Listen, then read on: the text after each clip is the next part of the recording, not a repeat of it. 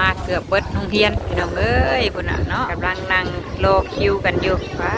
ตะนมสิพ่อกันอยู่บ่พี่น้องเอ้ยมาให้เลยพี่น้องเอ้ยเนาะยายกันคู่คนเนี่ยพอทั้งวัดบ้านเฮาเพิ่นก็บ่ได้คิดที่ได้พี่น้องเอ้ยเนาะพุ่นน่ะ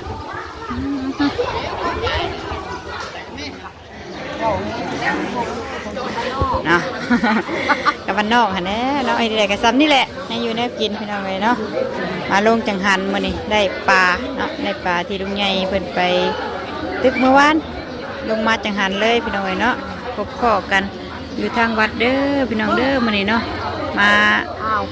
ใส่บาตรทำบุญกันพี่น้องเอ้ยเนาะแม่นหั่นแหละพุกแก้วแนวอยู่แนวกินหลากหลายอยู่พี่น้องเอ้ยเนาะแต่ว่าก็คือว่าอะไรเนาะแนวอยู่แนวกินบ้านนอกพวกหน้าเฮาก็สิมีสมพักหน่อไม้ต้มก็คือในเมืองแล้วก็ซ้ำนี่แหละมีดอกกุ้งดอกแค่เนาะหนึ่งดอกแค่จ้ำแจ่วมันก็ชุดเท่านี้แหละพี่น้องเอ้ยแนวอยู่แนวกินมีผ้าขาวอยู่3 ผ้าขอบใจลืม ลืมขวดน้ำยาแม่เต้อ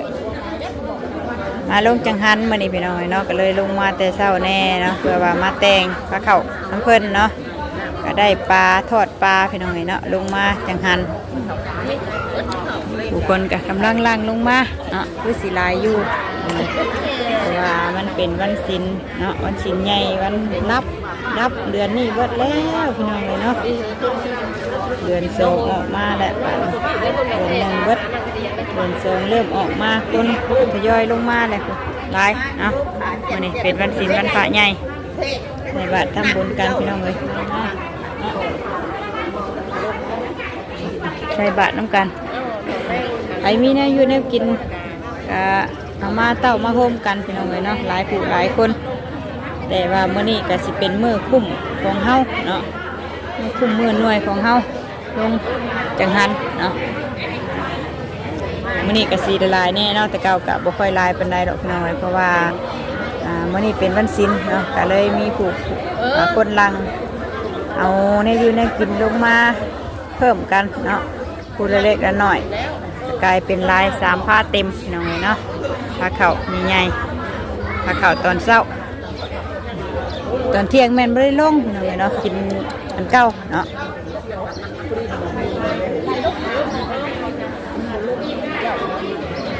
ใช่พระเจ้าได้มีบาทอยู่4 หน่วย5 หน่วยพี่น้องเนาะคือเก่าเนาะลงมาใส่บาททำบุญวันศีลวันพระใหญ่ของใส่บาทของกระดาษเนาะบ่มีอย่างไรมีแต่น้ำกับขนมเนาะข้าวเนี่ยอยู่ในกินแมนใส่กับข้าวเบิดเนาะบ่ได้ใส่มีเงินดอกกาเกียมถาโมลงมาลังไหลลงมาเนาะคนกันลายพี่น้องเลย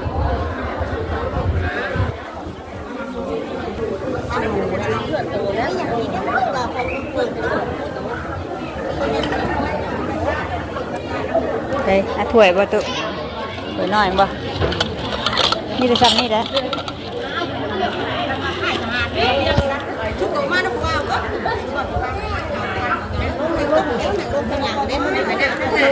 ขวบเมียนหามาก่อนเนาะใส่ถ้วยเดียวแล้วแหละพาใหญ่แล้วไปเลยผลกาขึ้นไหวเลยไม่ได้ขึ้นได้นายฮะไม่ได้เอาขึ้นบ่วันศิลป์ลุมที่ตรงจังหวะแล้ว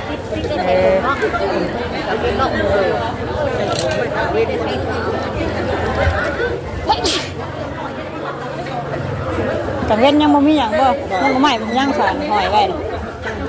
มุกไก่นี่ได้เลยมีอ่ะไม่ได้เอาขึ้นมันบอกขึ้นจังเว้นเพิ่นบ่ได้ขึ้นดิยันว่าเอาผ้าขึ้นผ้านึง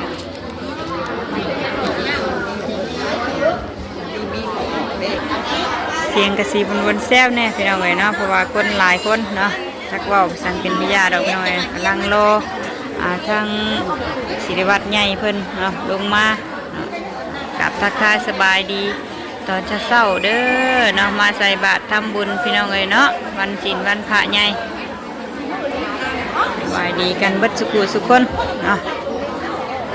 กำลังรอหน่อยเนาะคนกำลังใกล้สิเต็มหัวแจกแล้วเนาะลายขนาดพี่น้องเอ้ยแต่เป็นวันพระใหญ่ไว้นี่สิลายเนาะเอาเดี๋ยวรอก่อนพี่น้องเอ้ยเนาะรอหมู่เพื่อนลงมาลายเนาะสิวัดใหญ่เพิ่นลงมาพร้อมหน้าพร้อมตากันจังคอยทำพิธีเนาะเดี๋ยวเฮากันจังต่อคลิปเป็นระยะไปเด้อเนาะอ้าวไพ่สิเป็นผ้าขาวใหญ่พี่น้องเนาะไปทางเพื่อนญาติทานที่เพิ่นหามไปในเดือน6เนาะที่เฮาทายทำไปก่อนนั่นอยู่ใต้ต้นโพพุ่นแหละพี่น้องเอ้ยเป็นผ้าขาวใหญ่ผ้าขาวญาติทานเนาะทำมาสิ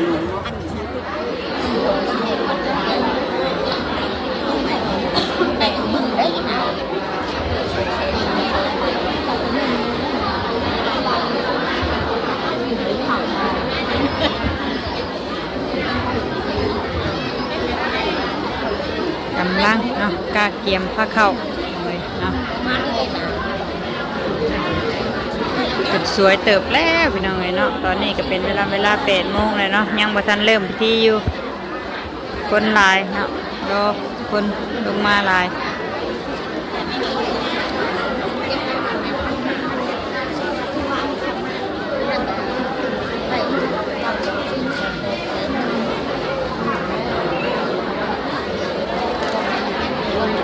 งานทางตารางพุ่นก็มีนะ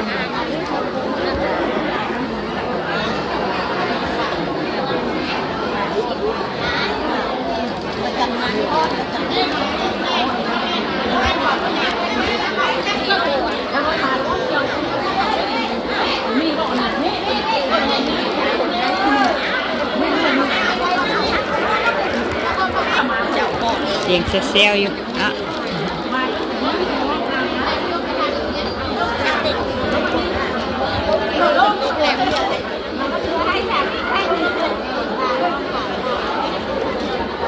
เขามี3 ผ้านะมีโคคือ4นะ4 องค์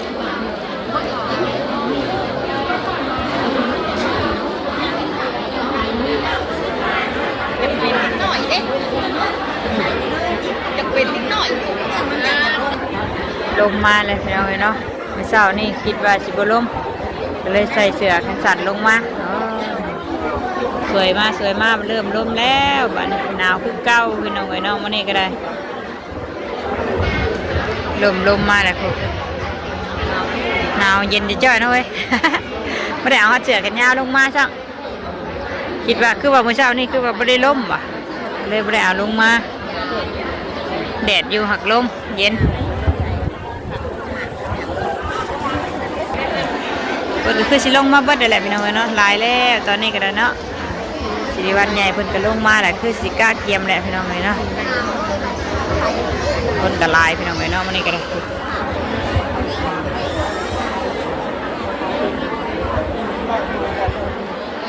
ทานเฮาว่าได้พี่น้องคิดว่ามันสิบ่ลมบ่หนาวเนาะมื้อเช้านี้ก็ได้ใส่เสื้อกันสั่นลงมาเพิ่นลมพี่น้องเนาะสบายดีและสวัสดีเด้อพี่น้องเด้อเนาะมาพบมาพบกันอยู่ทางวัดมื้อนี้เนาะพาพี่พาน้องลงมาใส่บาตรทำบุญพี่น้องเอ้ยลงมาหลายผู้หลายคนเนาะรวมทำบุญนำกันเด้อบาตรเด้อเนาะคนก็นั่งอยู่ทางตารางก็มีพี่น้องเอ้ยเนาะเต็มเนาะมื้อนี้เนาะเซ็นโพแจกนั่งทางตารางลมบ่อยๆคือเก่าพี่น้องเอ้ยเนาะบรรยากาศก็ได้ทางวัดกสิกาเกียมเลยเนาะลงมาแล้วสิริวัลใหญ่ก็ลงมาเลยเนาะเดี๋ยวกาเกียมไปหน่อยเนาะเดี๋ยวมาสิโตกินเป็นระยะไปเนาะตอนนี้กาเพิ่นลงมาแล้วกาเกียมเลย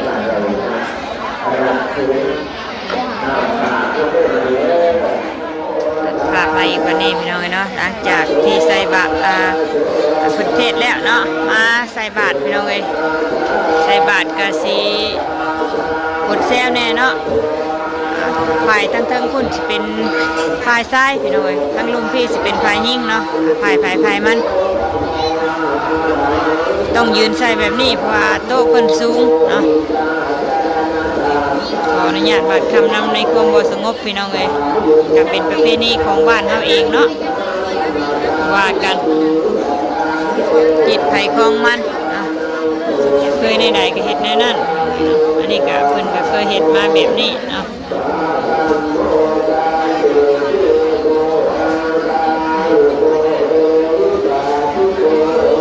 กำลังสิเริ่มใส่ก็คือสิโดนเติบเพราะว่าคนหลายมื้อนี้เนาะคนเต็มหัวแจกนั่งทางตารางก็มีหลายคือเก่าเนาะเด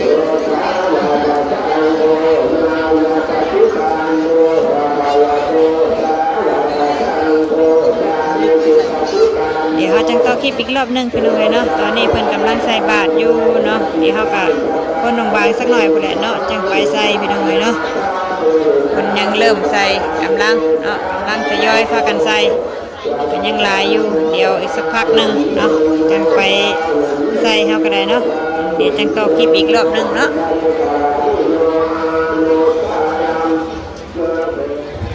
หลังจากที่ใส่บาตรเรียบร้อยพี่น้องเลยเนาะมากาเกียมรับพรบาตรเนาะ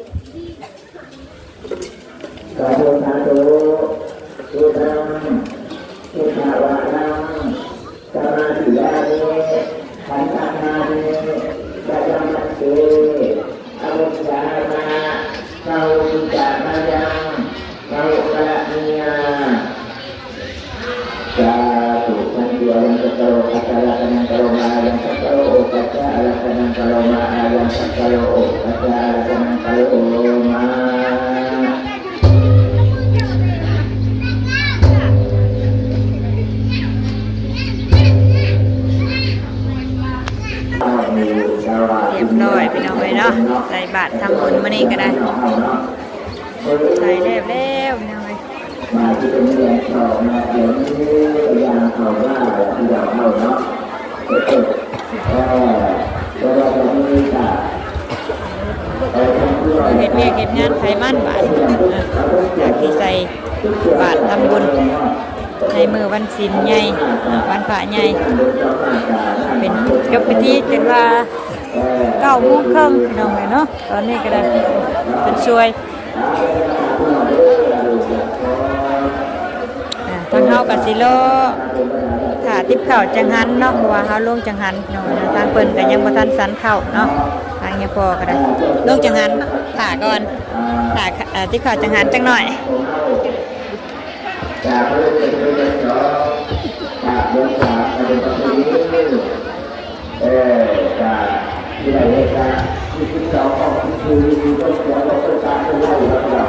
คนหลายเนาะสินานแล้วแน่พี่น้องเนาะจนว่า9:30ตอนนี้ก็ได้เนาะ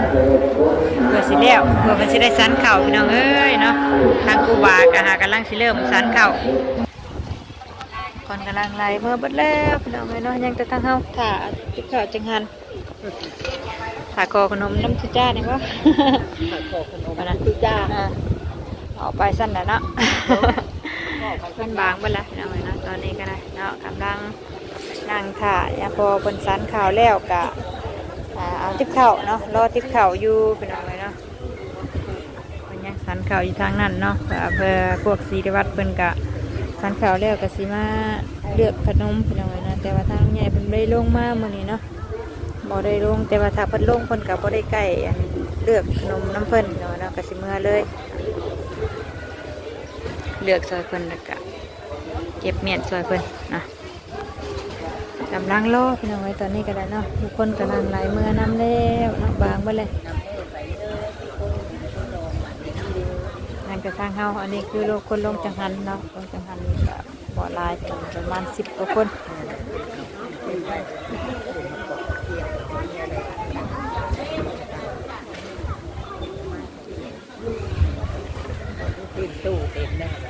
กูสาดในเพิ่นเด้อจังหน่อยเพิ่นให้ขนมได้หันได้กูสาดเด้อเด็กๆบ่ได้ไปเฮาโรงเรียนเลยติ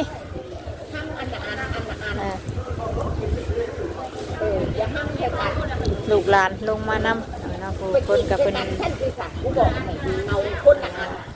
บ่มีผู้อยู่นำลูกหลานลงมานำคนก็เข้าโรงเรียนก็บ่ได้เข้าบางคนก็เนาะบ้านเฮาก็เป็นภาษานี้กู้ไว้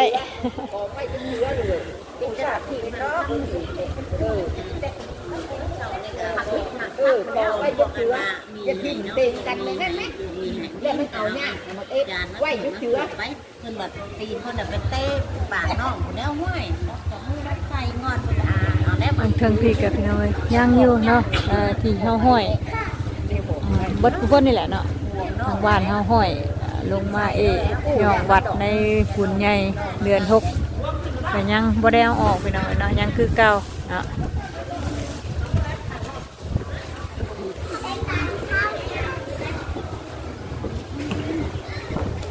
เก็บไปย่องปีหน้าอีกเนาะเพื่อมีบุญมีงานจะได้ไปรับประดาย่องงามพี่น้อยพี่น้อยเนาะเพราะว่าลายยางห่างเนาะตอนนี้กำคู่บาเพิ่นกำลัง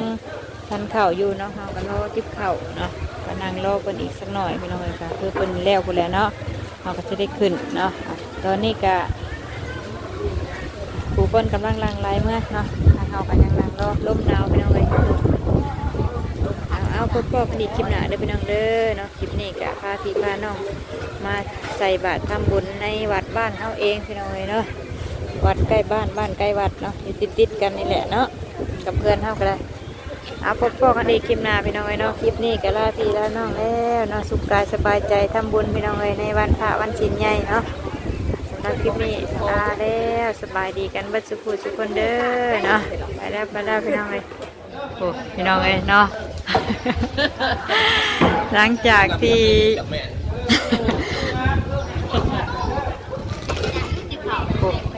ป่าลุงเอ้ยเนาะหลังจากที่ใส่บาตรทำบุญเรียบร้อยเนาะทางโรงเรียนเพิ่นเลิกลิ้นเนาะพักเบรกนะก็เลยพากันลงมาทางวัดป่าหลายขนาดพี่น้องเอ้ยปู่มาขอขนมน้ำยาพ่อบาทเลย กือบเบิดโรงเรียนพี่น้องเอ้ยพุ่นน่ะเนาะมาถาโคขนมน้ำยับพ่อว่าซั่นซะเนาะตอนนี้เพิ่นก็ยังเลือกอยู่พี่น้องเอ้ยยังบ่ทันได้ให้เด็กๆเนาะกำลังนั่งรอคิวกันอยู่ว้าตะนมสิพอกันอยู่บ่พี่น้องเอ้ยไปเนาะพอดีถึงช่วงเพิ่นพักเที่ยงพอดีเพิ่นพักเบรกเนาะเดี๋ยวก็ท่านได้เข่าดอกพี่น้องเนาะท่านได้เข่าเฮียนก็เลยพากันมาเกือบครึ่งเฮียนมีแต่ผู้ชายเนาะทางผู้หญิงแมนบ่ได้มาพี่น้องเนาะมาขอขนมน้ำยาพองโอ้ยเพิ่นยังบ่ทันแล้วซ้ำพี่น้องเอ้ย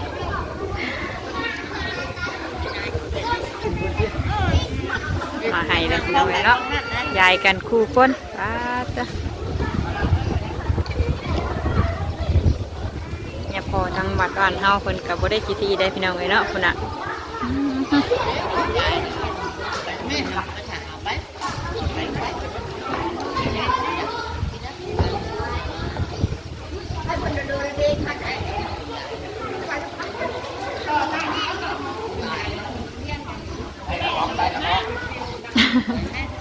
ได้นั่งอยู่เก่าติ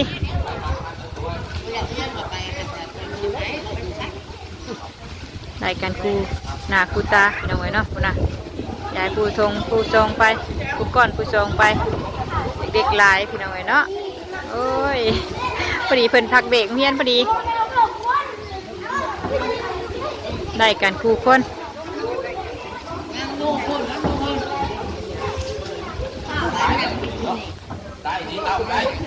ลายดีป่ะอันนี้พอว่ะแต่เก่าบ่เห็นลายป่านนี้เป็นเนาะมาเมื่อนี้ได้หลายคนไปเฮียนมานี่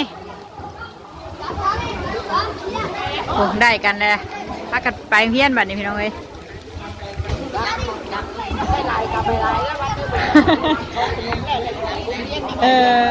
ไปเฮียนบัดนี้น่ะ